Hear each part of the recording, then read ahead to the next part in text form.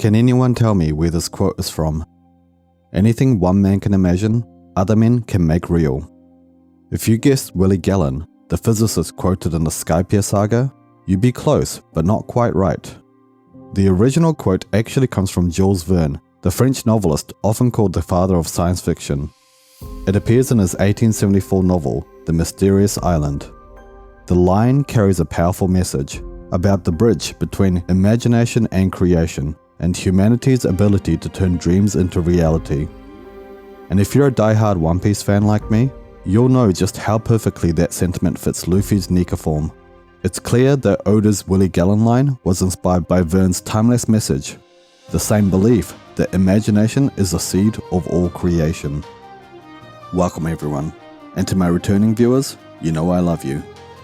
Today I'm doing something a little different. Instead of my usual theories, I'm going to tell a story, a tall tale about gods and devils that lived long before Luffy or even the Joyboy of the Void Century. If you're here for my usual theory breakdowns, don't worry, stick around for the second half of the video, because after the story, I'll break down the symbols, ideas, and reasoning behind the madness. This is a story split into 3 parts and 2 years in the making.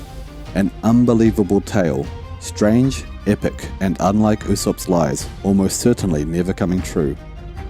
To be clear, this tale focuses on Nika's era, not the Joyboy of the Void Century.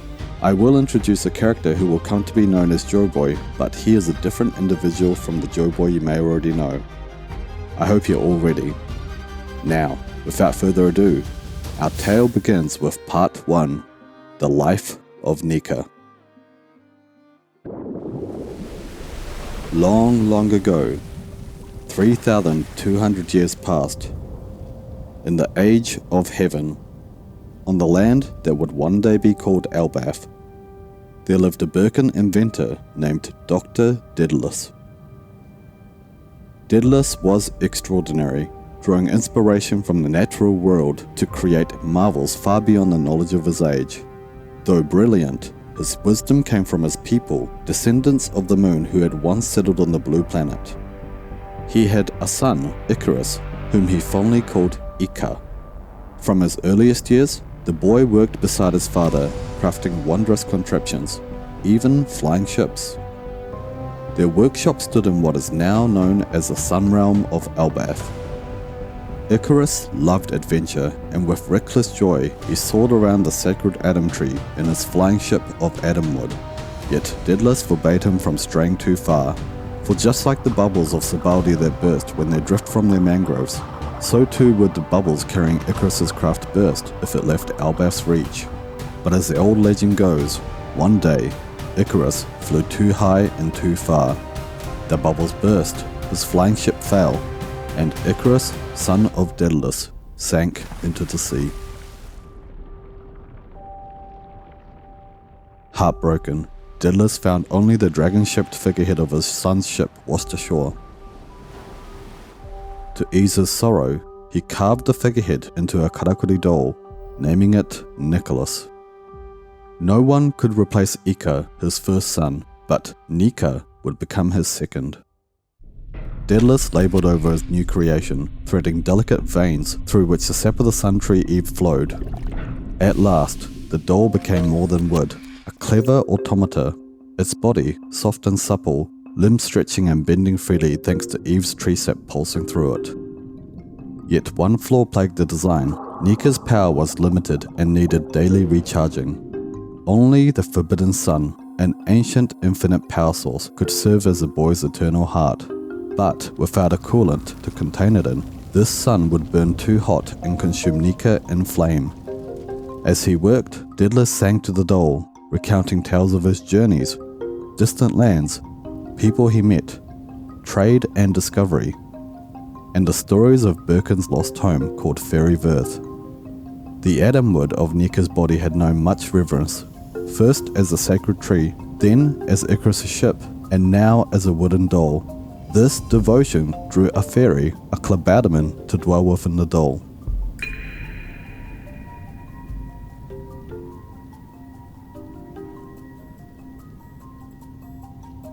And so, body was joined with soul. Daedalus rejoiced. His creation had been blessed with true life. But soon the old man discovered his new son was unlike his first. Nika was unruly, mischievous, a wild and violent force of nature, impossible for his wary father to contain. It was only the doll's daily depletion of energy that spared Daedalus from being undone. At first, Daedalus tried to control Nika's chaotic nature through programming, but he failed. At last, he gave in to temptation. He did a thing forbidden to both father and scholar. He extracted the darkness within his son, sealed it inside an atom wood chest, and locked it away.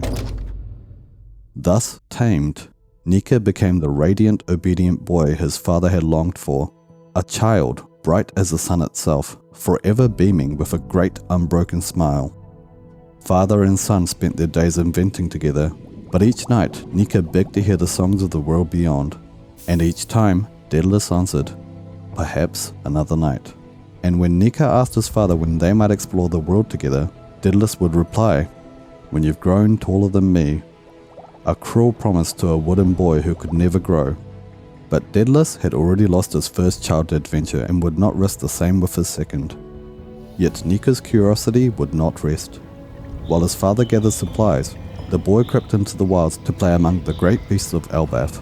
Though ferocious to others, the creatures befriended Nika, for within him flowed both Adam and Eve, and he spoke with the voices of the sacred trees. Nika loved his father deeply, but a dream had awakened in him, a dream of his own. Back in their workshop, father and son wrestled with the great problem of the forbidden sun. By chance, they discovered the answer: molten salt. Suspended within it, the fiery sun was cooled and stilled, safe at last. Daedalus shut down his son and placed the forbidden sun within his chest. In that moment, Nika's wooden frame softened into flesh, his hair turned white, and his limbs stretched and bent freely as before. The soul already inside him awoke fully in a body both human and extraordinary, a miracle, the first true magic of the age. And here, the tale ought to end. Father and son united in joy. But the world is not always so kind. Years of labor had left Daedalus frail. Though the molten salt now shielded Nika, it came too late for the father, whose body was poisoned by the forbidden sun's radiation. Thus, not long after fulfilling his dream, Daedalus breathed his last. Nika wept. Just when he might grow taller than his father and the promise of adventure seemed within reach, it was torn from him. In his grief, Nika built automatas in his father's image, one after another, yet none could fill the void within him.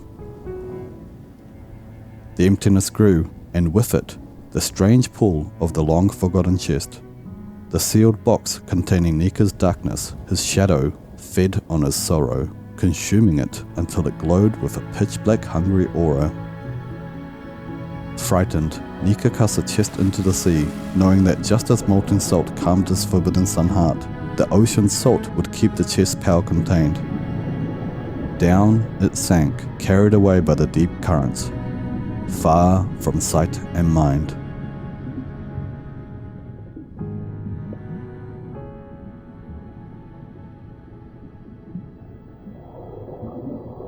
The chest, sealed and carrying Nika's shadow, drifted endlessly on the ocean currents. For countless years it wandered, until a faint light glimmered along the ocean floor beneath the sun-tree Eve. Here the chest came to rest, the final resting place of all that sank to the deep, guided by the currents. Within its airtight confines, the shadow called itself Mu, meaning nothingness. Locked away, it could feel nothing, sense nothing, know nothing. Shapeless, aimless, and without emotion, it might have remained forgotten forever if not for one peculiar gift. Mu could draw to itself the lost and wandering souls that had likewise sunk to this ocean graveyard. And so, Mu waited, absorbing, merging, bidding its time. The light of the Eve tree also drew creatures to this graveyard. Among them, a shark, the undisputed apex predator, the king of these waters. Yet when it encountered the cursed chest, it felt a fear unlike anything it had ever known. Instinct did not drive it away.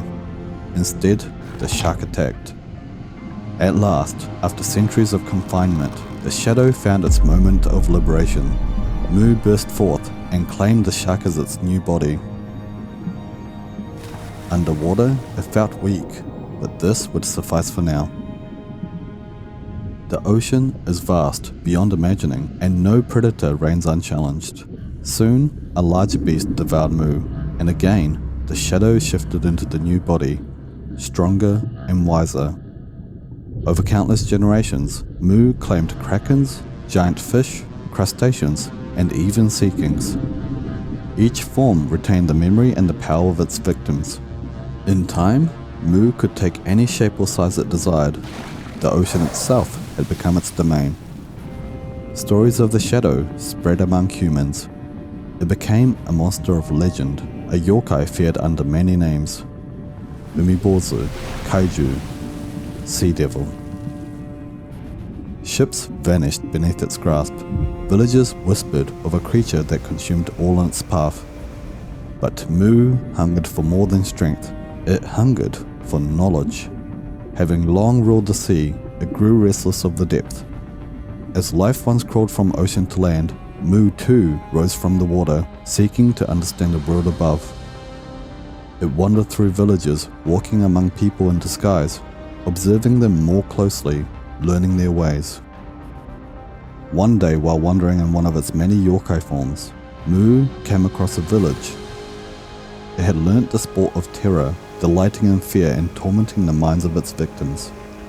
Yet this village offered something different. The elder lifted his eyes and spoke. "O great god of the land, we offer our fairest maiden and plentiful food and sake. Please quell your anger and accept our humble offering." This intrigued Mu. The shadow could have devoured all, maiden and village alike, yet the offering granted it something new, power over others who bowed before it. With a twisted smile, Mu accepted.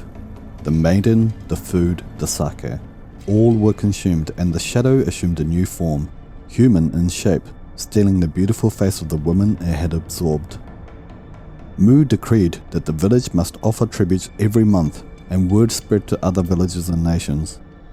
Humans built altars and temples in its honor, treating it as a god. Mu traveled far and wide, demanding tribute wherever it went. It was not long before the practice evolved. Powerful nations could send purchased slaves rather than their own people. Merchants, crooks, and rulers all took part, trading humans as tribute to satisfy Mu's insatiable demands. Slave markets grew, and with them, the economies of kingdoms. Entire regions became reliant on offering captives to ensure Mu's favor. Tributes eventually came to be offered even for protection from natural calamities, for Mu could consume earthquakes, forest fires, storms, and volcanic eruptions alike. Even with such tributes, the shadow was not content with obedience alone. It watched as rulers schemed against each other, as humans fought for territory and influence, and it learnt. The petty squabbles of kings and emperors amused Mu. It saw patterns, the use of slaves to fuel production and expand armies, the growth of nations built upon chains, and the consolidation of power. In absorbing tribute after tribute, Mu absorbed knowledge as well, of trade, war, and the ambitions of humankind. Over time, this knowledge gave Mu new cunning. It learnt to manipulate not only individuals but entire kingdoms. Rival nations were forced to compete to provide larger or more skilled tributes, and Mu relished their rivalries. Every war, every raid, every market transaction became a game piece in its hands. Mu became a hidden shadow guiding the course of nations, a god feared above kings and emperors alike. Mu had attained wealth, fame, and power, yet having consumed all that the world could offer, a fragment of Mu's own being turned inward. This fragment was greed. What had once driven it to devour kingdoms and knowledge now threatened itself, With nothing left to consume within its grasp, apathy seeped where purpose once burned, and Mu felt the first cracks in its identity. The sense of self it had created, so vast and formidable, risked being consumed from within. To survive, Mu acted. It split greed from itself, casting it away to preserve the rest of its being. But what remained was far darker and more calculating than the world had ever known, a force of cold precision and unyielding will. As for the fragment of Mu which was pure greed, it would one day return, but for now, it was sinking, carried away by the deep currents, far from sight and mind.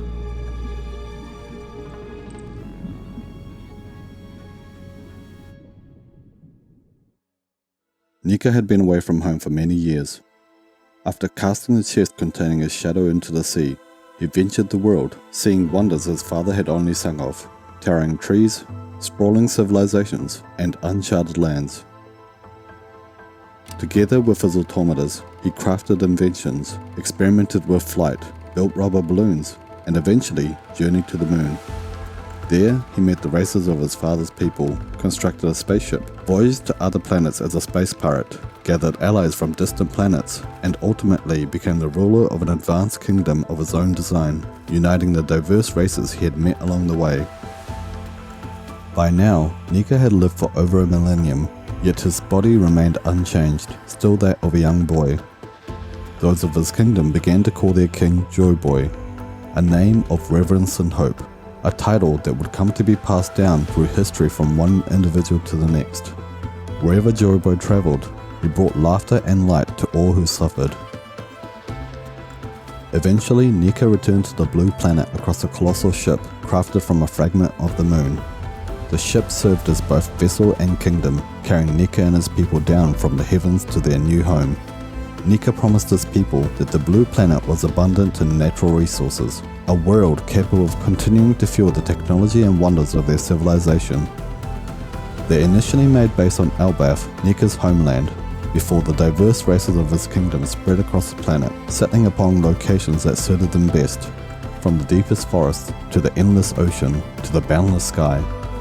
Giants remained near the Atom Tree, establishing a nation of their own. In Nika's 1,000-year absence, humans had seized the Birken's forbidden sun technology, using it to power weapons, factories, and sprawling kingdoms. The resulting expansion of empires brought wars, slavery, and oppression. They even sought the new races Nika had settled with on the blue planet, intending to enslave them or offer them as tribute for Mu. In response to the cries of the oppressed, a radiant boy appeared, a figure whose smile shone like the sun. To the slaves, he was a god sent by their prayers. They called him the Sun God, for his arrival brought light and hope where there had been none, a god they would come to know as Nika. During the day, as the king of his kingdom, he was Joyboy, ruling with wisdom, visiting kingdoms, negotiating peace, and guiding people toward harmony. By night, he became Nika, the liberator of the enslaved, a warrior secretly freeing captives and undermining the human kingdom's misuse of the Forbidden Sun. Meanwhile, the entity born from Nika's shadow, Mu, had grown ever more fearsome, a godlike serpent yokai, devouring any remaining tributes and hunting the new races itself. Its presence spread fear and chaos across continents, and entire regions fell under its shadow. The fragile tension between Nika and Mu finally erupted into open war when Mu seized the body of King Oz of the ancient giants, one whom Nika had long called his brother. To make matters worse, Mu's forces kidnapped Princess Sisi of Alabasta, Joyboy's betrothed, from a kingdom newly allied with his, a deliberate act of provocation. These actions could not be ignored. Nika's fury ignited, and across the blue planet, armies clashed, battles raged for years, and kingdoms were reshaped. Finally, the moment of reckoning arrived. Nika confronted Mu in its colossal serpent form. Now infused with both Adamwood and his own divine powers, Nika stretched his arms to opposite horizons. They merged with the surrounding land, spanning mountains, plains, and hills to form a colossal planetary ring. Continents were pulled, extruded, and reformed into an immense wall, sealing the serpentine Mu within. The red line formed from Nika's body became an indestructible prism, strengthened by the treasure tree atom wood of his original body. The world was forever changed. What had once been vast continents fractured into smaller islands, while the red line rose high, a colossal wall dividing the world, thus heralding the sea circle calendar. Civilizations rebuilt, and tales of Joyboy and the sun god spread across oceans. In time, some even came to remember this figure as Saint Nicholas. Yet the story was far from over. Within the red line, Mu remained, sealed but alive. Born from Nika's discarded shadow, it endured in the dark, waiting for the day it would be called forth from its cage. And as for Nika, the sun god, though his death and sacrifice left the world in darkness, so long as people wished for him, his light would not truly fade. It lingered in the world, bound to reawaken in new forms. The eternal cycle of shadow and sun, destined to continue. And that is the end of the story of Nika and Mu. So, what did you all think? Based on previous analytics, I'm guessing only about 20% of you made it this far, and that's perfectly fine. Thanks for sticking around, you beautiful people. Like I said, I'm not expecting any of this to actually come true. Think of it as a tall tale. Oda likely has something more incredible in store for us. We know so little about the Void Century, Emu, and the Joyboy of 900 years ago as is, so trying to pin down the era of Nika is nigh impossible. But that doesn't mean there isn't gold to be found. So let's break down the tale and give some of its ideas and details a bit more context. Hopefully you've remembered most of the story. We'll keep it simple. I'll walk you through it in a Q&A format, and between each question, feel free to answer in the comments. See if you smart cookies can guess my reasonings, headcanons or inspirations behind the story. And don't worry, I won't bore you with every single detail or idea I've crammed in, just to give you a better understanding of the tale and the hidden ideas woven within. Now then, let's dive in. Why did I choose to create this video in a fairy tale-like format? If you've been following this channel, you probably already know that Oda draws a lot of inspiration from fairy tales, fables, and folktales from all over the world. He even used to copy old Disney animation frames. His favourites were Peter Pan and The Little Mermaid. And you can really see the fairy tale themes in his stories. Supernatural beings, magic, talking animals, quests, trickery, transformation, adventure, love and romance, fate, light versus dark, and moral lessons. Even in his early works before One Piece, this pattern is clear. In Wanted, which is primarily a western, there's a ghost possession. God's Gift for the Future depicts a literal god and a magical book and pen. Ikkyako has a demon, and Monsters, a dragon. Extremely fairy tale coated. All of these titles mix the supernatural with different settings and genres. Then there's Romance Dawn, the prototype of One Piece. In the first version, Luffy's ship was called Going Märchen. That's German for fairy tale. In version 2, there's Balloon, a mythical rock bird, and the antagonist is a literal wizard. Storytelling is at the heart of One Piece. Think about the characters who love to write. Onion, Masked Juice, Sabo, Odin, and of course, Usopp. So why did I choose a fairy tale style format for this video? Simple. It's my way of honouring Oda's love for fairy tales, fables, and folklore, and telling this story in a way that feels true to his creative spirit. In Vegapunk's words, history is a story after all. Why is the story set 3,200 years ago on Elbaph? Our story begins on Elbaph in the Sun Realm, home to the giant tree mural and an ancient science facility. Lilith dated this facility that fittingly looks like a giant Ghibli robot to at least 3,000 years, which fits the story's timeline. The choice of 3,200 years was a nod to the Gorose of 3-2, Sa-Ni, or Sunny, making it perfect for the origin of Nika. Coincidentally, the Greek myth of Icarus also dates to around 3,000 years ago, which aligns nicely. My Nika's story is partly based on Pinocchio, the wooden puppet who becomes a real boy. Then there's the Sun Realm in Japanese, which is yokai, phonetically also referring to supernatural creatures, spirits, monsters, and mysterious phenomena. And by this definition, Pinocchio would be considered an honorary yokai too. Elbaph itself also echoes storytelling. Its name reads like fable backwards, well it used to until we realized the official spelling was a PH, which now reads more like hip-able. A fable is a short story with moral lessons, often featuring animals, plants, or objects with human traits, again connecting to Pinocchio, and with our resonant Pinocchio Usopp inspired by Aesop's Fables. The ties between Fables, folklore, and Elbaph all come together seamlessly. Elbaph is perfect for a Klabautermann, which becomes Nika in our story. Spirits and fairies are central to Oda's stories, from Klabautermann to the fairies of Greenbit, Fairy Vert, Tonjit the bamboo spirit, and even recent mentions like Absinthe the green fairy. These references often tie loosely into tree themes. A Klabautermann, a spirit dwelling in ships, fits naturally on Elbaph, home to a treasure tree atom similar to the one used to build the Sunny, giving sun god Nika's birthplace a natural mythic connection. Pandora the sun homie was born here, and let's also not forget that Elbaph is where we've now got Road, Loki, Bonnie, and Luffy, all of them Nikas one way or another, and is also the location where Nika is worshipped and his legends passed down. Bonnie said it best. Sky Island is close to the sun, so Nika might be there. Where did I come up with the name Dr. Daedalus? Simple answer, I didn't. Daedalus was a genius craftsman, inventor, and artist, the father of Icarus in Greek mythology. He's basically the original brilliant inventor whose creations can both save and destroy. Sound familiar? He was a god-tier innovator, famous for building the Labyrinth, the intricate maze designed to contain the Minotaur, also for creating automatas, maritime innovations, and of course, inventing the artificial wings made from feathers and wax. You already know how that ended for Icarus. And I'm sure I don't need to explain how the whole flying too close to the sun theme ties into Nika, right?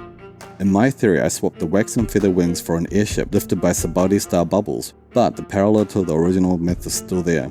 We even have an Icarus reference in One Piece already. Chapter 1114, The Wings of Icarus, a chapter centered on Vegapunk who flew too close to the sun by inventing the Mother Flame and paid the price. And technically, we already have characters named Daedalus and Icarus in One Piece. We met Icarus, the giant squid fishman on Fishman Island, an island conveniently located next to the Sun Tree Eve. Daedalus, his giant squid friend, literally died because he went too close to the sun. Subtle. Quick side note, in One Piece, characters are usually referred to by the last part of their full names, which is generally their given names, like Monkey D. Luffy.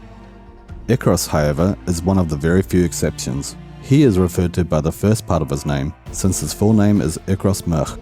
Other characters who are primarily referred to by the first part of their names include Caesar Clown, Davy Jones, and Rox/Davy D. Zabek. There are also historical figures whose name order may differ, like Willie Gallen, Louis Arnott, and Davy D. Jones. Now, this may be Oda just being inconsistent, or it could be Oda hinting at something important with these characters.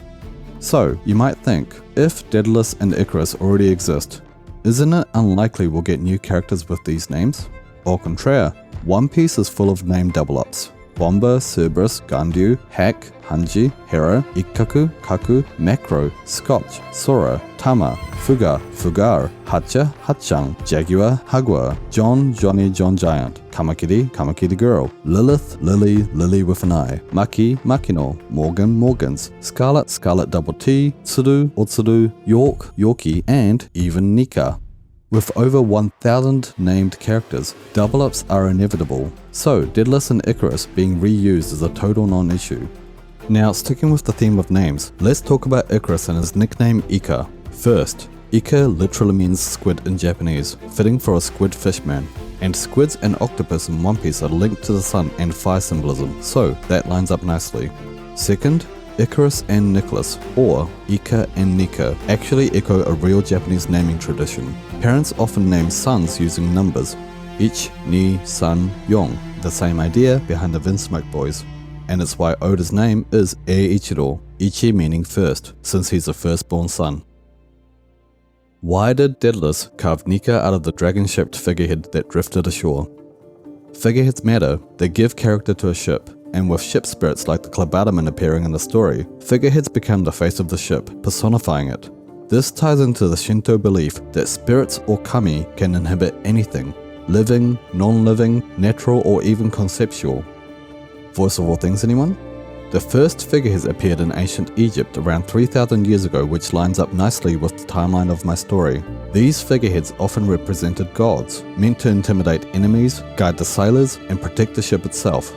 And let's not forget, the very first time we see Luffy, he's standing atop a dragon-shaped figurehead. Classic Luffy, always on figureheads. Is he connecting with the ship's spirit through the voice of all things, or is he just a dumbass who wants to assert captainness? Now, if you're wondering why it's specifically dragon-shaped, then clearly you haven't watched my Dragon Piece video. Finally, why did the figurehead drift ashore? That's a nod to Norse folklore. In the myth, Ash and Embla, the Norse Adam and Eve, were born from two tree trunks that drifted ashore. The gods breathed life into them, and that, kids, is how humans came to be. So yes, in Norse mythology, which inspired Elbaph, the first humans were born from wood. Well, to be fair, we were all born from girthy hardwood. And that, my friends, is a perfect segue into our next question. What was the inspiration for Nika being a wooden doll who turns into an automata, then a real boy, and eventually a god? Alright, this is the heart of the video, so buckle up. As I mentioned earlier, one major influence comes from the Norse myth of Ash and Embla, the first humans who were literally born from two pieces of driftwood. If the first humans come from wood, then why couldn't a wooden doll become a human who later ascends into the sun god? And speaking of humanity's origins, One Piece plays with Adam and Eve too, except Oda turns them into actual trees. The fruit from the tree of knowledge of good and evil? Yeah, devil fruits. And wanting to know is what got Adam and Eve kicked out of Eden. In my story, the spelling Nika is an anagram for Cain, Adam and Eve's first child. Emu, on the other hand, lines up with Adamu and Ibu, the Japanese pronunciation of Adam and Eve. So Emu becomes another layered wordplay. Back to humans born from wood. Japanese folklore is full of that theme. Momotaro comes from a peach and Kaguya-hime from bamboo. There's also Sun Wukong, or Son Goku in Japanese, Luffy's biggest inspiration, who emerges from a magical stone on the Flower Fruit Mountain. People popping out of unconventional natural objects is exactly the type of mythology Oda loves referencing. And in fact, we have concrete proof of Oda referencing Kaguya-hime, the moon princess born from bamboo, with Nika in chapter 1110. In this chapter, Luffy is swallowed by the phallic Gorose and is then rescued by Dory and Broggy, who cut down the sandworm with an attack called Sunsaw. The clue lies in the Japanese phrasing Taiyo no Ko, which translates literally to sunsaw through its kanji, while phonetically also reading as child of the sun. In other words, an attack invoking both a saw and the child of the sun is what releases Nika from a creature resembling a hollow bamboo stalk, directly mirroring the Kaguya-hime story. Nika being born from wood also fits the recurring tree motif in One Piece. Rubber comes from trees, fruits come from trees. Ergo, the Gomu Gomu no Mi. Then you've got mega trees. The treasure tree Adam, the sun tree Eve, the tree of knowledge, Wano's tree, whale tree, and Rusukana's tree. Trees aren't just background assets. Oda plants them deliberately to establish deep-rooted themes, pun intended. Shirahoshi dreams of visiting a forest. Gaimon, Oda's favorite character, is literally a man-tree hybrid stuck in a treasure chest, so a tree in a plant pot. And Elbaph's mural, painted on a tree, features a massive central tree. Even Luffy's childhood ties him into this theme. He grew up training in a forest, surrounded by trees. Monkeys are known for living in trees, and fittingly, the forest boss was a monkey. Shoujo the orangutan sailed with a mast labeled Mori no Hito, meaning people of the forest. The protagonist himself is rooted in the tree motif. Luffy's finishing blow on Arlong in East Blue, the Gum Gum Axe, becomes even more interesting when he later says in chapter 1101 that it's an attack he's saving for a truly powerful enemy. If the final battle ends with Luffy using a massive axe strike to take down the final villain and a red line, that's poetic. And yes, an axe, you get the idea. So Nika being made from wood, check. But why make him an automata? Well, Oda once said that after One Piece ends, he wants to draw a mecha manga. But since One Piece lets him include any genre, he figured why wait, just put mechas inside One Piece. In one interview with Toriyama, Oda actually praised Toriyama's mecha designs and went on to calling him an existence akin to a god.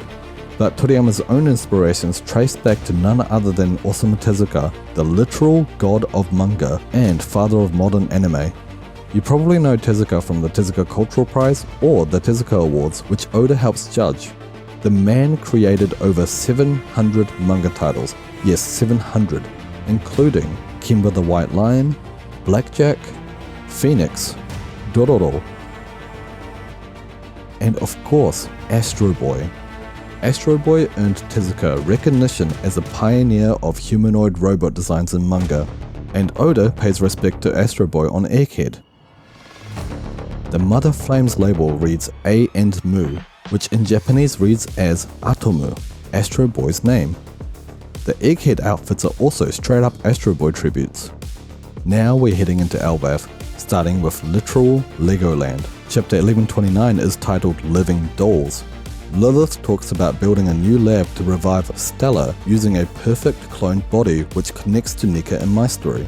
And who discovers a giant mural depicting everything from the past, present and future with a massive tree at its center? Frankie the cyborg.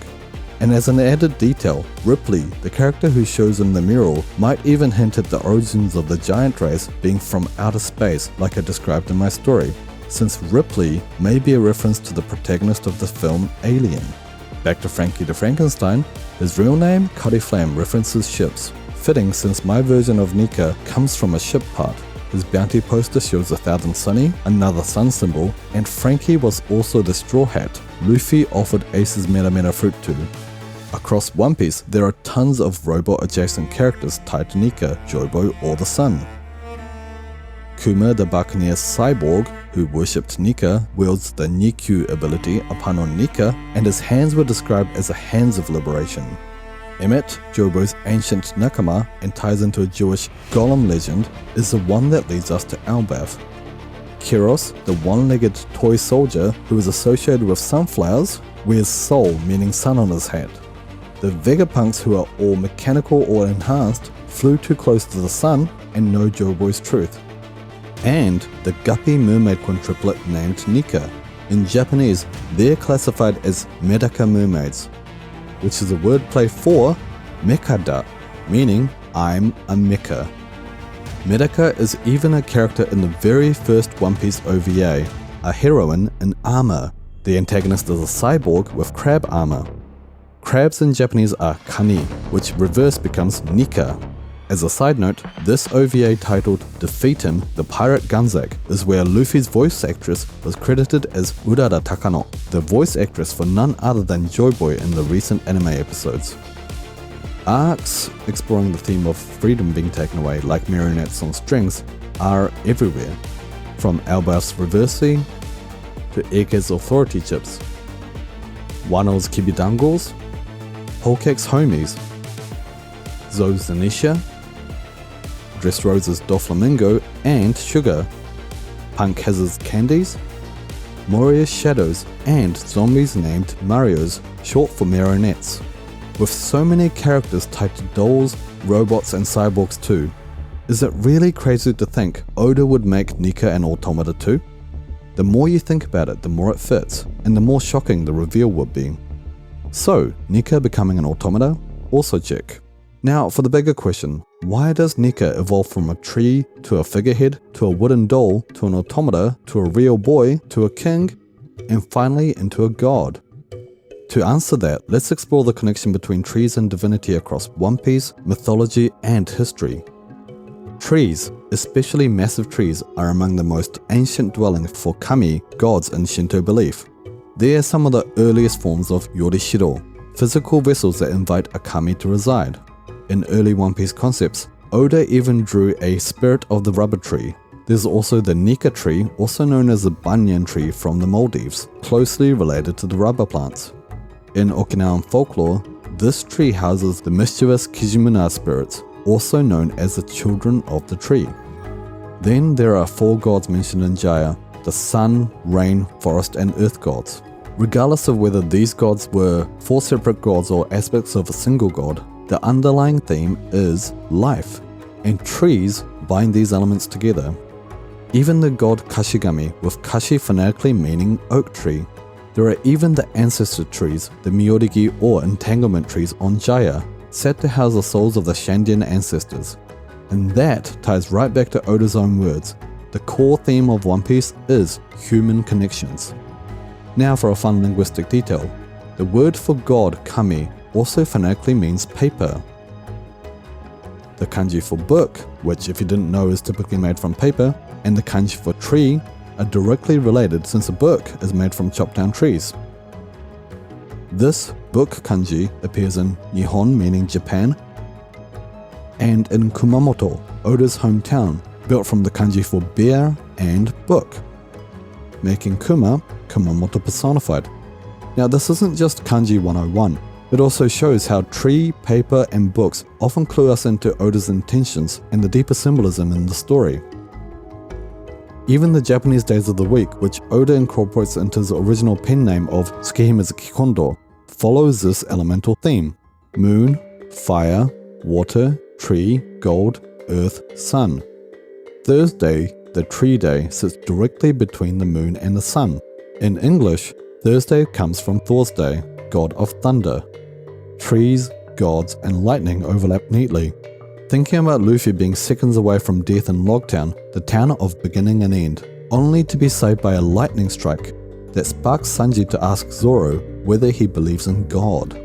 Then there's Enel, whose name evokes energy in Japanese, a self-proclaimed god with the Gorogoro no Mi. This god literally flies to fairy Verth and meets automatas on the moon. There's also Loki, who summons lightning with his hammer and calls himself the sun god, and Luffy, who uses both fire and lightning techniques. The keywords here are lightning, fire, automata, god, which makes sense when you consider the mythology of Prometheus, who gifted humanity knowledge, progress, and civilization in the form of fire, and how humanity's source of power and light eventually transitioned from fire to technology. Nika in my story is an automata powered by the Forbidden Sun, generating electricity to animate him. A god who is literally a machine that comes in clutch to save the world, a deus ex machina in the most literal sense. Even Gaimon's ship, and I cannot make this up, is called Going Machina Hallelujah. Machina Hallelujah? A nod toward an automata god. And Nika please, Luffy himself is a complete fanboy for anything robot related, and his dream includes a giant bronze statue of himself. Circling back to the automata on the moon from Annel's cover story, their button-nosed design matches Tezuka's style. Vegapunk shares the same nose, and that nose is also shared by Geppetto, the woodcarver father of Disney's Pinocchio. So, what if the nodes and beards of the automata built by Nika were a tribute to his father Daedalus, a great inventor who may have resembled Geppetto? To add to that, Dr. Tsukimi, the creator and father of these automata, and Vegapunk both hail from Karakuri Island, and Karakuri literally means mechanical dolls. Now, basing theories on noses might be a little, well, on the nose, but that reminds me. Let's address the elephant in the room, Usopp. Time for a breakdown of this character based on everything we've discussed so far. Luffy is the protagonist, Joyboy and Nika incarnate, but Usopp? He's the one who truly symbolizes Nika. Usopp is the great ascender. From a regular human boy, to a hero, to a king, and yes, even a god. He's a storyteller, an artist, an inventor, a brave warrior, and a liar. Think of him as a spiritual child of Pinocchio and Atengu, the mountain and forest guardian yokai. Born in Syrup Village, he spent his days spinning tales for kaya, and yes, that's meaningful. Syrup comes from trees, and kaya is a Japanese tree. He was once captain of a pack of vegetables, and post-time skip leans into plant-based attacks. Usopp's connections don't stop there. Tontalas equals plants. Giants who worship Nika, and his claim as the ancestor of Nolan the botanist. Along with Frankie, he's the straw hat most tied to the Klabautermann spirit. Even in his daily routine, Usopp hints at something bigger.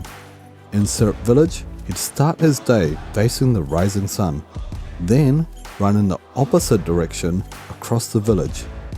A subtle metaphor for the sun rising in the east and setting in the west, bringing light to all living things. Everything lines up perfectly with Nika from my story. His design is steeped in fairytale symbolism. His name comes from Aesop, and his enemies are literary references. Perona nods to Charles Perrault, the father of modern fairy tales, and Sugar, she's a wink at Little Red Riding Hood, one of Perrault's famous tales. Even Noland was in a storybook. Everything points to storytelling. Usopp is a reflection of Luffy, like the moon to the sun. Out of the 500 plus characters with revealed ages, he's one of the very few who's 19 years old just like Luffy. Usopp even photobombs Luffy's first bounty of 13 million, with 3 being sun in Japanese. And Usopp's own first bounty, also 30 million. Or why actually it was Sogeking's bounty, sorry, fake fan. Unlike Zoro, who's only mistaken for captain by others, Usopp actually self-proclaims this title. Early concepts even had him as vice captain. And while Luffy's OG attack was a Gun pistol, Usopp is an actual sniper. Luffy may become the Sun God, but Usopp has already claimed the title of God in his own right.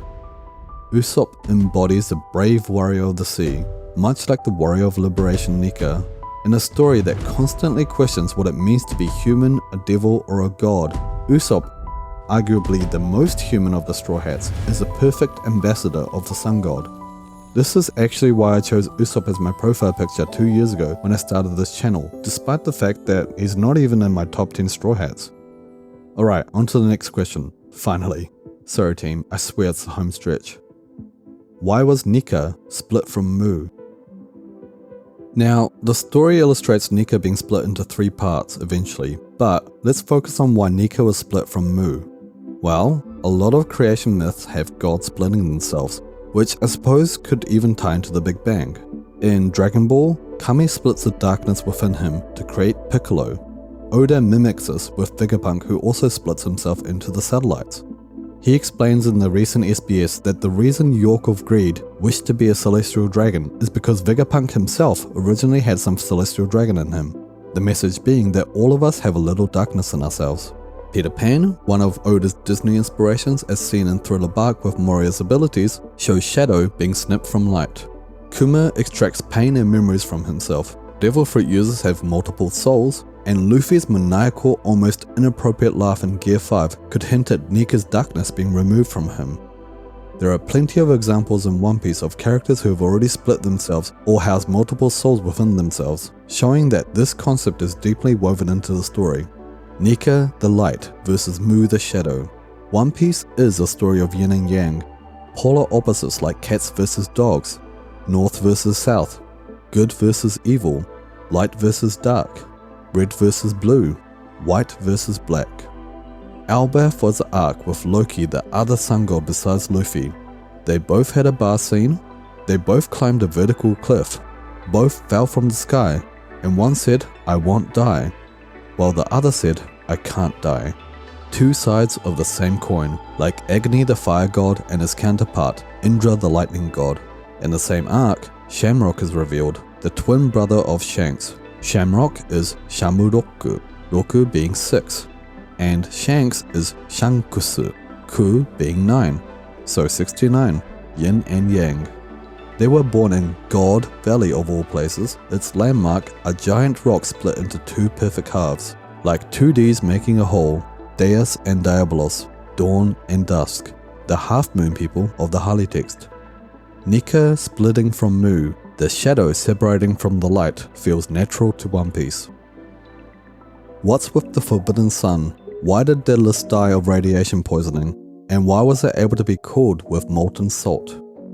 Watch this series for context, but the Forbidden Sun is basically the mother flame, which in real world terms is nuclear fission, extremely radioactive. Now the molten salt coolant is a nod to, well, science. Most nuclear reactors today use water as a coolant to carry heat away from solid fuel rods. But in molten salt reactors, MSRs, the fuel is dissolved in the liquid itself. The molten salt flows through the reactor, carrying heat while also acting as a reaction medium. Basically, the fuel is the liquid. Imagine boiling soup that powers itself. And thematically, molten salt works perfectly for One Piece. Pirates sail on salty water. Devil fruits are weakened by water, and in many cultures, salt is a symbol of purification, keeping evil at bay. So, the Forbidden Sun called in molten salt isn't just science, it makes sense in the world of One Piece. What happened to the part that split off of Mu? 2 words, Davy Jones. But that's a story for another time. Why was greed the aspect removed from Mu? In Dragon Ball Z, while Cell kept evolving by absorbing others, Majin Buu was similar but split off part of himself, the good part leaving the evil side behind. On Egghead, the Vegapunk trader was the 6th and final satellite, York of Greed. Like Mu, not to be mistaken by Boo, she just ate and ate till she needed to shit. That's greed. And let's be real, out of the 7 deadly sins, which one screams pirates? Pride, greed, wrath, envy, lust, gluttony, and sloth. Yeah, it's greed. Pirates literally steal what isn't theirs. Now, imagine a being fueled by greed. What happens when they've attained everything, the world itself? Their desires become impossible to satisfy. Like an Ouroboros eating its own tail, that consumption turns inward, leading to collapse. To survive, they'd have to rid themselves of greed. But hey, that's just a hypothesis based on a hypothetical. I'm no expert, so who knows. Why was it a shark that ate the chest first? Again, that's a story for another video, but let's just say it ties into pirates, pandas, devils, and Davy Jones. We'll do a deep dive into sharks and other sea creatures another time. Who was Princess Sisi? Well, we've had Vivi, Titty, and Lily. So why not Sisi? Reverse it and you get Isis, the goddess of motherhood and magic. In Japanese, Sisi would become Shishi, meaning lion, and also tied to Luffy's laugh. The Love Piece video explores One Piece's cyclical nature and characters who seem to reincarnate. If Sisi was the original queen tied to Nika, who later becomes Vivi and Luffy, well, that would be spicy. And that, my friends, brings us to the end of the video. The story of Nika is imagined by me. Nika, who tore off the strings that bound him, attained freedom and went on to gift that freedom to others, earning the title of the Warrior of Liberation. Though transformed from an automata into a real boy, he couldn't grow old. Disney's Pinocchio and even Peter Pan explore the same theme. As Peter Pan said, to die would be an awfully big adventure. Peter lives forever in imagination, wild, free, and unfinished, but never growing up also means never growing full. Nika's deeds may have earned him the title of a god, but like the other gods and devils in One Piece, at the end of the day, he was still human. Will the 3 parts of Nika eventually reunite? Well, when we're talking about mechas, that's basically a guarantee.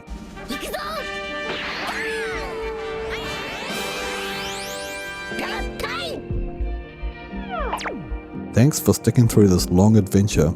There may have been plenty of Zoros who got lost along the way, but I'm glad you're here. Kusoland out. See you on the next adventure. Oh my god, Luffy's gear system? It's because Nika is literally a robot with gears. How did I miss that? Fuck. And Astro Boy? Joyboy? Hello? Thinking back, why didn't I notice that Astro Boy's origin story is also like Icarus' story and my story too? And crap, I could have gone deeper into the first volume of One Piece when Albedo appears on Goat Island of all places, and she's clearly darkly and her name would be apparent.